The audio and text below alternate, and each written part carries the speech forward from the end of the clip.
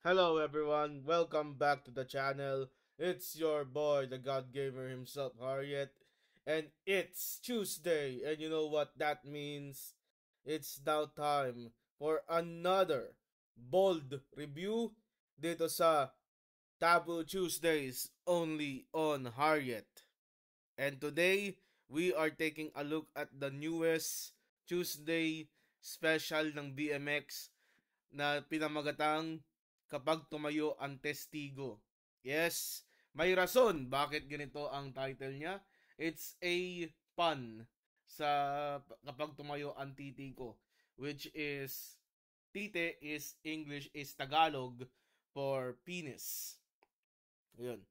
I may be demonetized by saying that word, pero sige, sure, why not? Ayun. This movie is comedy, so it's been a long time since VMX produced a proper comedy movie. When I say proper, yun talagang comedy yung focus.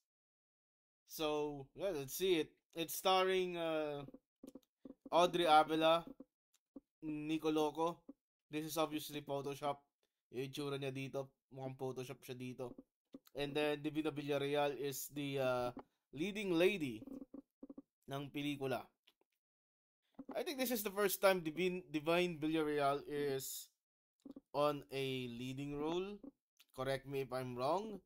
So, I don't blame myself if I don't recall any Divine Villarreal because they just keep churning out multiple stars in one movie para may screen time. So, di ko rin, so, ayun. Pananagutan ko rin na kilalanin sila, pero pananagutan rin ng Viva Max na ipakilala sa atin yung mga artista na pinapakita sa atin, di ba? Tulad nung kay Margaret Diaz. Now, if you're asking why am I talking like this, I just got my wisdom tooth extracted, so I have a difficulty on speaking. Baka dumugo pa nga yung bunganga ko, kaka-review, pero the show must go on, ika nga. Okay, kapag tumayo ang testigo, we are taking a look at the role of Nico Loco playing the role as Edong or Ed. He is a law student na dinedate itong si Susan, played by Divine Villarreal, who is already an attorney. Now, Nico Loco or Ed is a law student pero hirap siya mag-grasp ang law. Kasi hindi, ito yung parang pinurse sa kanya ng tatay niya. Okay. At itong si Ed medyo malibog. Like he dreamt of Audrey Avila as Audrey Avila kasi para sinasabi niya BMX star yung kanya nakaka-wet dreams gabi-gabi. At itong tatay niya kinukonsinti siya. Kasi sinabi mga ng tatay niya na pag nagpakasal na tong si Ed kay Susan, gusto ni tatay na ang kinisalohin yung Viva Max subscription nitong si Ed. Okay. So, lahat ng mga nakatalik ni Ed dito nasa panaginip lang. And it's assuming na puro VMX stars. Okay? And then, dito, he has his struggles to catch up with Susan, who is already an attorney. And he thinks of himself na hindi siya karapat-dapat kasi mahina siyang abogado. He won't be like yung kalingkingan ni Susan as an attorney. Like, yung mga habits ni Ed is he just utters objection out of nowhere. Okay? He sought advice from his one friend, si Jim. And si Jim is played by Mark Junicio. Siya yung kalbo. Si Jim medyo malibog rin to na dating abogado kaso give up niya to become like a segs expert on segs. Ayun. To the point na nakikipagtalik siya sa kanyang mga kliyente. At nahuli siya ni Ed one time. But nagpatingin si Ed sa isang sex expert? Kasi in one instance na gusto niya mag-makeup class kay Jim and napanaginipan niya si Jim, yung tatay niya, saka si Susan at the same time. Susan asking yung mga preference sila sa kasal. Jim asking ano ang difference sa sabina sa kasamon. Ano nga ba? And then, yung tatay niya. tatay niya is checking out his pin for some reason. And dahil doon nagkaroon ng erectile dysfunction itong si Ed. Trinay ni Jim i-revive yung pin nitong si Ed gamit ang kuryente pero palpak at pumunta sila sa isang albularyo na si Tatay Islaw. Si Tatay Islaw may anak, si Rhea Montemayor o Linda. At ito ay pinagsamantalahan ni Jim habang si Ed ay nasa nasa kamay ng albularyo na medyo may pagtingin pala sa mga lalaki at gustong isubo ng albularyo yung edits nitong si Ed. Yeah. Dahil nakakahiya ang sitwasyon na to na dinaranas ni Ed, ayaw niya sabihin kay Susan. Pag sinabi niya sana to kay Susan, edi sana tapos na yung pelikula like na mas maaga pa. Pero hindi niya sinabi kay Susan eh. Pauwi, nakita ni Ed itong si Mariposa na nagtatangkang i-unalive yung sarili niya gamit ang baril at inagawan ng baril ito ni Ed para iligtas ang buhay niya.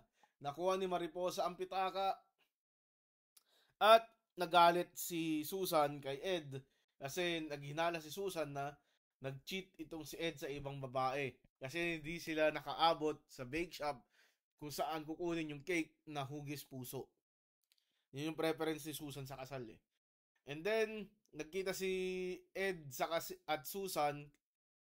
Si Ed at Susan magkasama, nakita nila si Mariposa na sinuli yung pitaka ni itong si Ed at nakumpirma nga ang suspecha ni Susan na may kasama si Ed na ibang tao sa gabing iyon.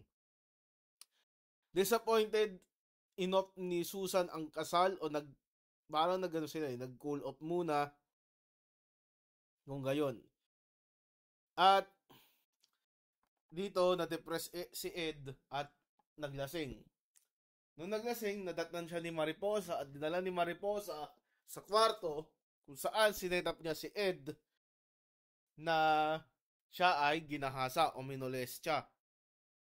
At meron pang video evidence na nagpapatunay nito. Nakasuhan si Ed at na-detain sa kasong panggagahasa at naging abogado niya si Susan. Dito sila nagkabalikan. Okay. Sa korte, may ngongo doon na tinatawag ang testigo at sumisigaw siya, "Tumayo ang testigo." At doon nakuha ang title kapag tumayo ang testigo. It's just a pun on erectile dysfunction at yung parang ngongo yung nagsasalita. Yan.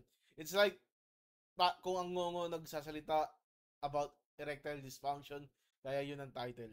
Okay, nagkaalaman na hindi si Ed yung nakipagtalik dito kay Mariposa. Si Mariposa, bitter lang kasi nalaman niya si Susan ang jowa ni Ed at si Susan nagpakulong sa tatay niya. Okay. Nangyari lahat yun sa konfrontasyon sa CR at sa korte. Dahil sa tato, nalaman ni Ed na si Jim pala ang nakipagtalik kay Mariposa at kinol off ni Mariposa ang kaso at natuloy ang kasalan ni Ed sa ni Susan, tapos ang pelikula. Ngayon, sabi ko lang, ang magandang eksena dito ay kasama si Susan, yung unang eksena ni Ed sa ni Susan. Pero, ayun, napatawa naman ako sa ibang mga eksena dito. Okay. So, punta na tayo sa tier list.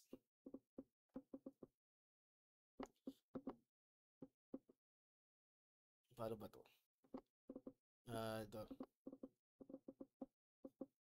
So, kapag tumayo ang testigo, I will personally give it it's a no, hindi naman siya mid. It's alright. It's alright, like, yun. And yeah, that's going to be my download ko lang for the tier list update. Override. Yeah. So, what can we learn about this? So, it's really unique naman. It's a really unique movie para sa akin, and it shows that BMX is trying to have some decent products lately. Pero I think this was a step down towards Balahibong Pusa, but hey, you cannot win them all. Pero yung pag-aarte, stage level, di pa man di pa man ganun ka advance or ka galing. Ano naman. Syempre si Nico Loco yung magaling umarte dito. Obviously, ang tagal na niya sa industriya. Diyos mio naman, kung di man daw magaling umarte, di wala na, Okay. So, our next review will be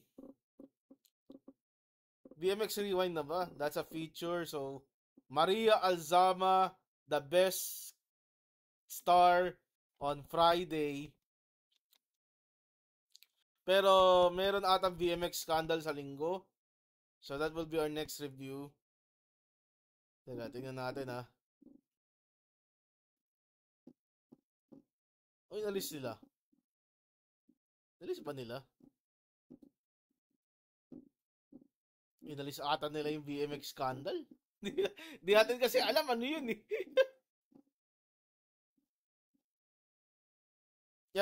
So our next review will be Maria Alzama. Then we'll also take a look at the Viva Max Rewind. Okay, and then from there we'll go with our VMX awards.